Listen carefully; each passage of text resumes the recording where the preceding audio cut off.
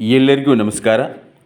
8ನೇ ತರಗತಿಯ ಸಮಾಜ ವಿಜ್ಞಾನ ಪರಿಷ್ಕೃತ 2024 ಸಮಾಜಶಾಸ್ತ್ರ ವಿಭಾಗದ ಅಧ್ಯಾಯ ಮಾನವ ಮತ್ತು ಸಮಾಜ. ಈ ಅಧ್ಯಾಯದ ಅಭ್ಯಾಸದ ಪ್ರಶ್ನೋತ್ತರಗಳನ್ನು ಈ ವಿಡಿಯೋದಲ್ಲಿ ನೋಡೋಣ. ಮೊದಲಿನ ವಿಡಿಯೋಗಳು ನಿಮಗೆ ಬೇಕೆಂದರೆ ಡಿಸ್ಕ್ರಿಪ್ಷನ್ ಬಾಕ್ಸಲ್ಲಿ ಲಿಂಕ್ ಇರುತ್ತೆ, ನೋಡಬಹುದು. ಖಾಲಿ ಬಿಟ್ಟಿರುವ ಸ್ಥಳಗಳನ್ನು ಸೂಕ್ತ ಪದಗಳಿಂದ ಭರ್ತಿ ಮಾಡಿರಿ. ಮಾನವನು ಡ್ಯಾಶ್ ಜೀವಿ. ಉತ್ತರ ಸಮಾಜ. ಮಾನವನು ಸಮಾಜ ಜೀವಿ. ನೆಕ್ಸ್ಟ್, ಔಪಚಾರಿಕ ಶಿಕ್ಷಣ ಡ್ಯಾಶ್ ಎಲ್ಲಿ ದೊರೆಯುತ್ತದೆ? ಶಾಲೆ. ಔಪಚಾರಿಕ ಶಿಕ್ಷಣ ಶಾಲೆಯಲ್ಲಿ ದೊರೆಯುತ್ತದೆ. ಸಮಾಜಶಾಸ್ತ್ರದ ಪಿತಾಮಹ ಡ್ಯಾಶ್ ಆಗಸ್ಟ್ ಕಾಮ್ಟೆ. ಸಮಾಜಶಾಸ್ತ್ರದ ಪಿತಾಮಹ ಆಗಸ್ಟ್ ಕಾಮ್ಟೆ. ಮಾನವನು ಮಾನವನಂತಾಗಲು ಡ್ಯಾಶ್ ಅಗತ್ಯ? ಸಾಮಾಜಿಕ ಪರಿಸರ. ಮಾನವನು ಮಾನವನಂತಾಗಲು ಸಾಮಾಜಿಕ ಪರಿಸರ ಅಗತ್ಯ. ಮಾನವನು ತನ್ನ ಭಾವನೆಯನ್ನು ಡ್ಯಾಶ್ ಮೂಲಕ ವ್ಯಕ್ತಪಡಿಸುತ್ತಾನೆ. ಭಾಷೆ ಮತ್ತು ದೈಹಿಕ ಸಂಜ್ಞೆ. ಭಾಷೆ ಮತ್ತು ದೈಹಿಕ ಸಂಜ್ಞೆಯ ಮೂಲಕ ವ್ಯಕ್ತಪಡಿಸುತ್ತಾನೆ. ಕೆಳಗಿನ ಪ್ರಶ್ನೆಗಳಿಗೆ 2ರಿಂದ 3 ವಾಕ್ಯಗಳಲ್ಲಿ ಉತ್ತರಿಸಿ. ಸಮಾಜಶಾಸ್ತ್ರವನ್ನು ವ್ಯಾಖ್ಯಾನಿಸಿ. ಉತ್ತರವನ್ನು ನೋಡೋಣ.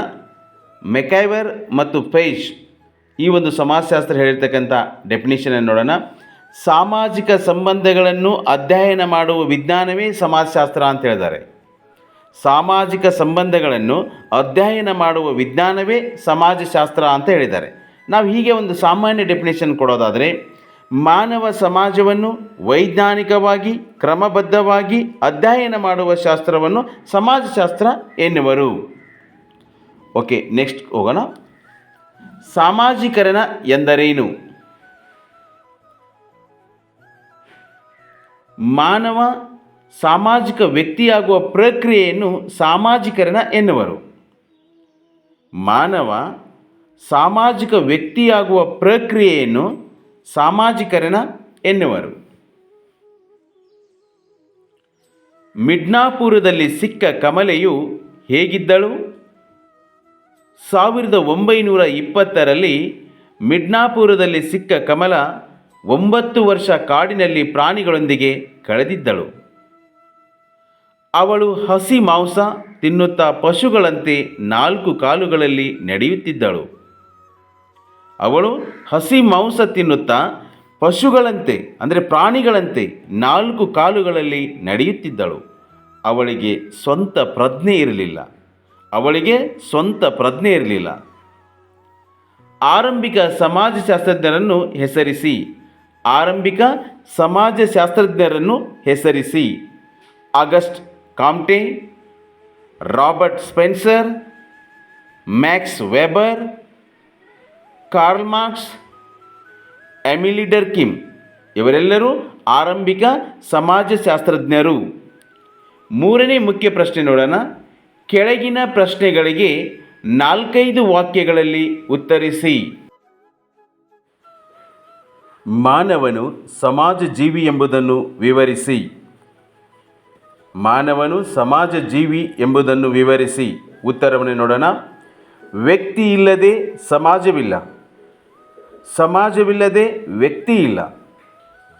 ಮಾನವ ಎಲ್ಲರ ಜೊತೆಯಲ್ಲಿ ಬದುಕಲು ಇಚ್ಛಿಸುತ್ತಾನೆ.